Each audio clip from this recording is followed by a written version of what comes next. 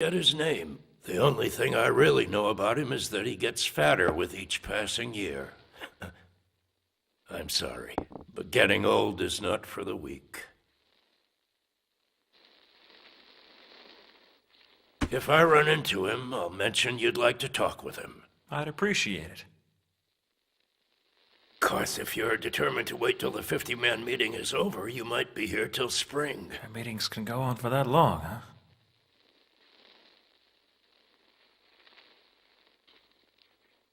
The town's fate is directly tied to the men who run it. Some years these meetings are easy, and other times it can turn out to be bad for the whole town. But we all have free will. We can act against fate. We're all accountable for our mistakes, but we make up for them as best we can.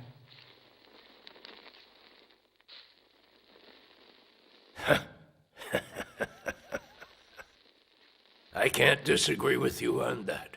You've been here for 3 nights, right? What's your name? The name's Kraft Lawrence, sir. My name is Araldo Eklund. In my younger days, I could have made you a belt that you'd have been proud to wear. Now all I can offer is a warm room and a good night's sleep.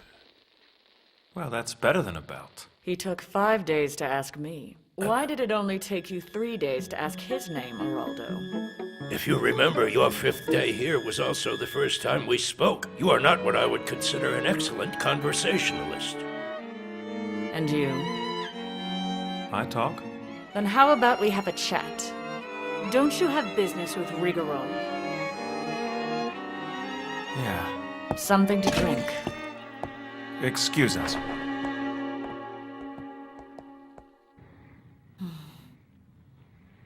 I don't know why that man insists upon heating up his wine. You appear hesitant with me.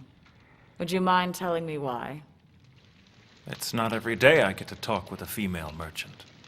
I'm always more cautious when I'm dealing with things that are unknown. You're the first to see through my disguise in the past couple of years. Well, we passed each other in front of the inn this morning. My companion has good instincts about these things. One should never underestimate a woman's intuition. Though I'd normally never say that dressed like this. I've come to trust the instincts. My name is Fleur Bolland. Though the name Fleur isn't really suitable for business, so around here I'm known mostly as Ave Bolland. My name is Kraft Lawrence. Well, which is it, Kraft or Lawrence? For business, I go by Lawrence. And I just go by Ave. I don't like the way Bolland sounds. And trust me, I know exactly how much respect I'd get as a merchant if I went to work in a frilly pink dress and some makeup. So don't even bother trying to compliment my looks. Sure, I understand. I prefer not to be seen as a woman at all. But unfortunately, I'm rather gregarious. So I'm usually the one who blows my own cover. I'm quite charming, and I like to talk. Well, I'll let you know whether or not you're charming a little later on. However, we're only really meeting each other tonight, and I still don't know why you'd have an interest in me. It starts with the fact that for whatever reason, Araldo really seems to like you. He's a stubborn old fool, but he has a good eye for people. Though he isn't very likable himself. What's that thing he's always saying? I'm going on a pilgrimage next year. So this girl with you. Girl? You know, your companion. She's a woman. It's odd for a merchant to bring a woman along with him, isn't it? We just traveled together. I don't think I could explain it to you, even if we were drunk. I'm not trying to pry. It appears that you two are very comfortable with each other, and I can tell it isn't money that keeps you together. So she should be fine with our conversation. At least I hope so. Business can be complicated around here. I couldn't just walk up to you on the street and say, let's talk. That wouldn't have worked at all. It's why I mentioned Rigoro first. But the only reason I said that was to get your attention. You do want to meet with Rigoro, don't you? Yes. Do you mind if I ask what interest he is to you? Rigoro is this town's chronicler. I was hoping he'd be able to tell me about the old stories and legends from this area. That is definitely a new one to me. Not an angle on the fur trade? Of course, I am a merchant after all. I would never turn down any insights that could lead to a greater profit. But one should be cautious. My companion would prefer I not. To be sure, his library is filled with stacks of books that date back many generations, past anyone's recollection.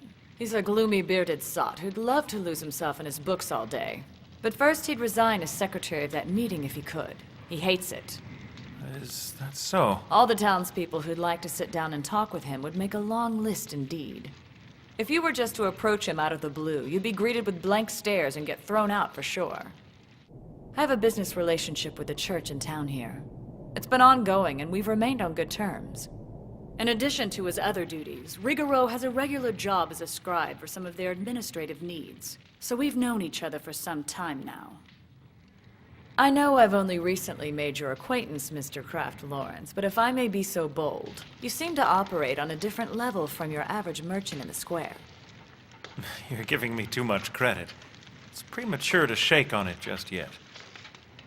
You don't strike me as someone who'd get sweaty palms over a business deal. I haven't been able to read anything off you throughout this entire conversation. Let's try this. I don't really need to know what type of business you're in, but I do have another question. Go ahead.